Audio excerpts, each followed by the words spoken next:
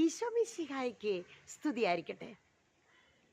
വിശുദ്ധ ലൂക്ക എഴുതിയ സുവിശേഷം അധ്യായം 1:28 മുതലുള്ള തിരുവചനങ്ങളിൽ നമുക്ക് ഏറ്റവും ശക്തമായൊരു പ്രാർത്ഥന ഉയരുന്നുണ്ട്.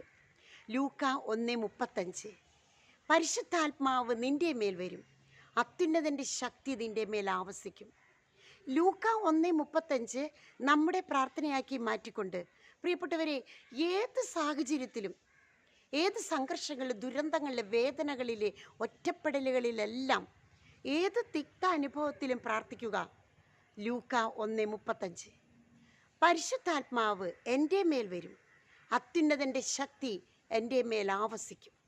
നിങ്ങളൊരു ഇൻ്റർവ്യൂവിന് പോകുമ്പോൾ, പരീക്ഷയ്ക്കായിട്ട് പോകുമ്പോൾ, അല്ലെങ്കിൽ എന്തെങ്കിലും ഒരു പ്രത്യേക ജോലി കിട്ടാൻ വേണ്ടി പ്രാർത്ഥിക്കാനായിട്ട് പോകുമ്പോഴൊക്കെ, ഒരു യാത്രയ്ക്ക് പോകുമ്പോൾ, ഒരു പുതിയ സംരംഭം തുടങ്ങുമ്പോൾ 33 തവണ ലൂക്ക 1:35